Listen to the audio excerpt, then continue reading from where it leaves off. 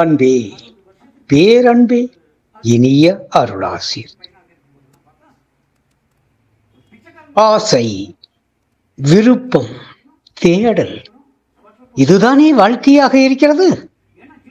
வாழ்க்கை என்பது என்ன? மோகம், அனைத்தின் மீதும் தீராத ஆவல், எல்லாவற்றையும் அனுபவிக்க தேடும் தேடல். ஆனால் இறுதியில் நாம் தேடியது கிட்டியதா? விரும்பியதை அடைந்தோமா என பார்த்தால் அவை பாதி உண்மையாக கிட்டியதாக தோன்றுகிறது, மீதி இல்லவே இல்லை என்பதுதான் உண்மை. இந்த ஆசை எனும் மோகம் புறப்பொருளின் மீது அது தீராத விருப்பமாக தேடலோடு அது விரைந்து கொண்டே இருக்கிறது.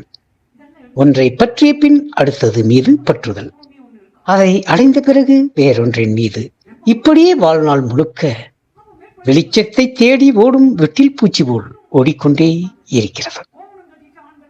ஆம், இந்த மானிட பிறவியே விருப்பங்களை நிறைவேற்றிக் கொள்வதற்குத்தான். ஆனால் அதற்கு உன் கர்மா இடம் தர வேண்டும், காலம் அந்த நிகழ்களை புரிதல் வேண்டும். எல்லாவற்றுக்கும் மேலாக இந்த பிரபஞ்சம் உனக்கு அதை அனுமதித்தாக வேண்டியதாக உள்ளது. ஏனென்றால் அனைத்தும் பிரபஞ்சத்தில் தான் உள்ளது. இந்த பூமி கூட உன் காலடியில் தான். ஆனால் இங்கு நீ எதையும் எடுத்துக்கொள்ள முடியாது. இந்த பிரபஞ்ச நியதி எப்படி இருக்கிறது? விருப்பத்தை காட்டி உனக்குள் அதன் மீது மோகத்தை கொடுத்து அதை அடைய விடாமல் நீண்டதாக்கி நெடிதாக்கி அடுத்தடுத்த பிறவியை தருவதாக இருக்கிறது. ஆனால் ஒரு மிகப்பெரிய உண்மை என்ன தெரியுமா? நீ இந்த யோகத்தில் நிலைத்த பிறகு உன் விருப்பங்கள் யாவும் நிறைவேற்றப்படுகிறது. எவ்வளவு பெரிய அதிசயம் தெரியுமா?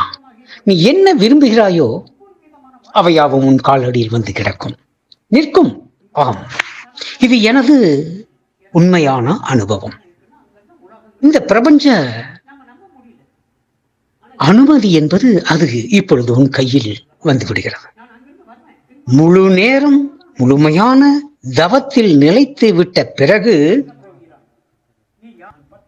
இந்த அண்ட சராசரமே உன் காலடியில் இருக்கிறது என்று கூறுகிறேனே, அது எப்படி தெரியுமா? நீ பல ஜென்ம தேடல் இந்த ஜென்மத்தில் பூர்த்தி அடைகிறது. உன் விருப்பங்கள் யாவும் இங்கே நிறைவேற்றி முடிக்கப்படுகிறது. அதன் பிறகுதான் நீ முக்தி அடைகிறாய். ஏனென்றால் உனது ஒவ்வொரு ஆசையும் அடுத்த பிறவிக்கான வித்து. ஆனால் அடுத்த பிறவி இல்லை எனில் உனக்கு அடுத்த பிறவி இனி ஏதும் வாய்க்காது எனும் போது இந்த விதைகள் யாவும் வருபட்டவை யாவையல்ல. இவை யாவும் உன் விருப்பங்கள் யாவும் உன் மோகம் யாவும் இங்கே நிறைவேற்றப்பட்டு அதில் பூர்ண திருப்தி அடைந்த பிறகு அதன் பிறகு எந்தவித விருப்பமும் இல்லை என தெளிவான பிறகுதான் முக்தி சித்திக்கிறது. முக்தி என்பது விடுதலை அல்லவா? அப்போ விடுதலை பெற வேண்டுமானால் இந்த பற்று அறுத்தல் அல்ல, பற்றுதல் நீங்குதல் அல்ல, பற்றற்ற நிலை என்பது ஏற்பட வேண்டும் என்றால் அந்த பற்று அனுபவித்து தீரும் பொழுதுதான் நீங்கும். ஆனால் சராசரி ஜீவனுக்கு அனுபவிக்க பற்றுதல் அதிகமாகிக் கொண்டேதான் செல்லும்.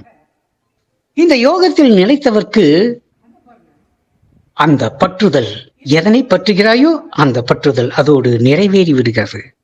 மோகம் என்பது ஆசையை குறிப்பதாக இருக்கிறது, விருப்பத்தை குறிப்பதாக இருக்கிறது.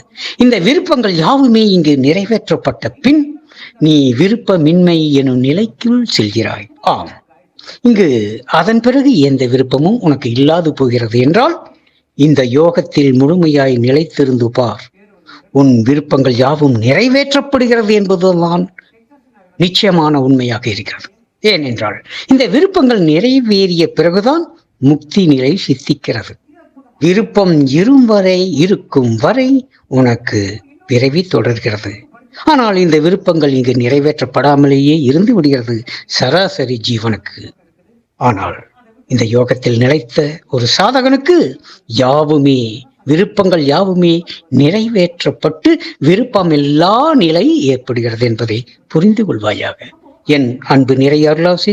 நன்றி செய்க, நலமே பெறுக, தியானம் செய்க, விருப்பங்கள் அற்றுப்போன நிலை பெறுக.